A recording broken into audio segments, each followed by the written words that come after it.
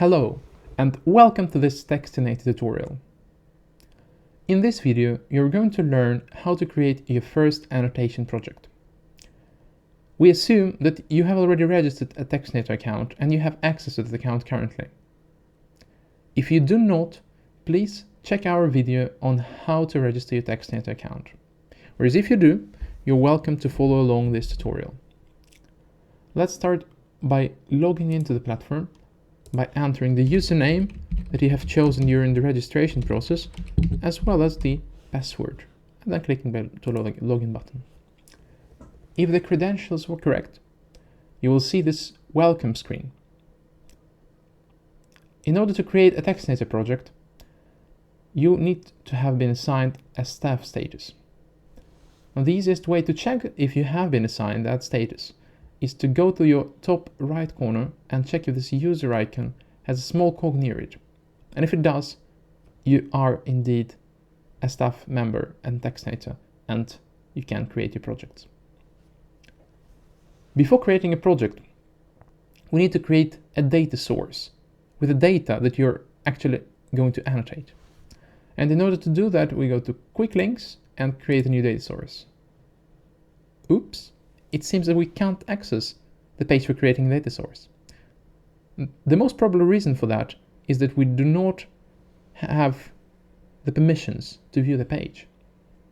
And we can check actually if we do have permissions by going back to the site and then clicking to Profile Settings and going to the User Details pane.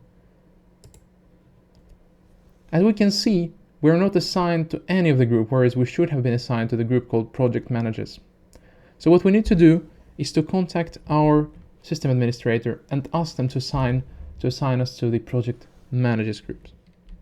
After this has been done, we can just refresh our page and go to the very same user detail pane and hopefully see that now we have the project managers user group, which means that we can create a data source and the project in Textinator.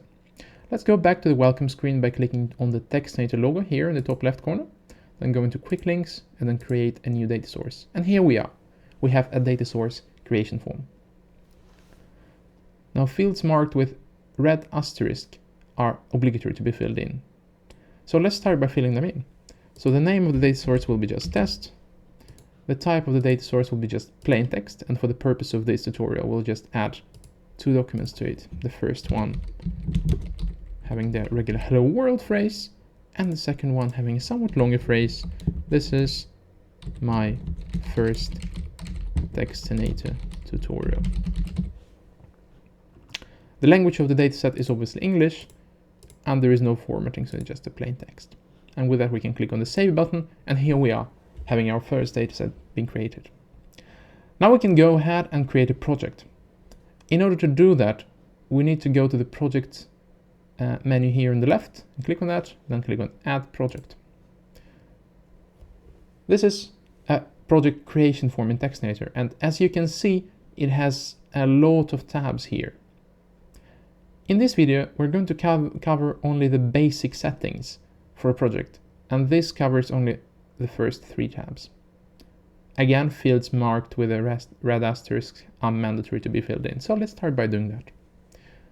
The title of the project will be simply Test Project. The language of the project needs to match the language of the data that you're going to annotate, which in this case is English. A short description of the project must be really short. That will be shown on the card of the project. You will see that a little bit later. This is a test project. Now, the institution and the supported by fields are not mandatory. The institution is the field for the institution responsible for this project, whereas supported by for the organizations supporting the project financially or in any other way. Let's choose the publishing date to be the 12th of January, midnight, and the expiration date to be the 31st of January, also midnight. Could add also collaborators to this project, which could be your colleagues that you would like them to give you access to this same kind of settings form, but we will not do that for the purpose of this tutorial. Then let's specify a task that we're going to annotate, and in this case we'll do question answering annotation. The guidelines would be the guidelines you want to give to the annotator on how to perform annotations, which in this case we will leave empty. And the reminders is a summary of the essential points of the guidelines that you would love your annotators to actually not miss. We'll also leave them empty. And you can go even one step further and provide a summary video of your guidelines, which we'll also leave empty for the purpose of this tutorial. And now finally, let's select the data that we're going to annotate. And this is the dataset that we have just created. And we will not show any dataset identifiers, which are typically like file names or data points names that you would like your annotators to know, which in this case we do not. So let's just go ahead and click on the Save button. And here we are, having our first project created. Congratulations. Now let's go to the site and actually have a look at how this looks like. All your projects will be stored under My Projects tab here on the top. And this is the project that we have just created. And you see this is our short description, which is shown now on this project card. So it should be really short and concise. And now we know that the language of this project is English, and it will finish in 2 weeks and 2 days from now. Let's click on View here. Since this is the first time that we join the project, we actually need to confirm that we want to join. So let's click on that. And here we are in our project UI. Now, since we did not provide any guidelines, there are no guidelines on this model window. So let's just go ahead and close that. And this is how our created question answering project will look like.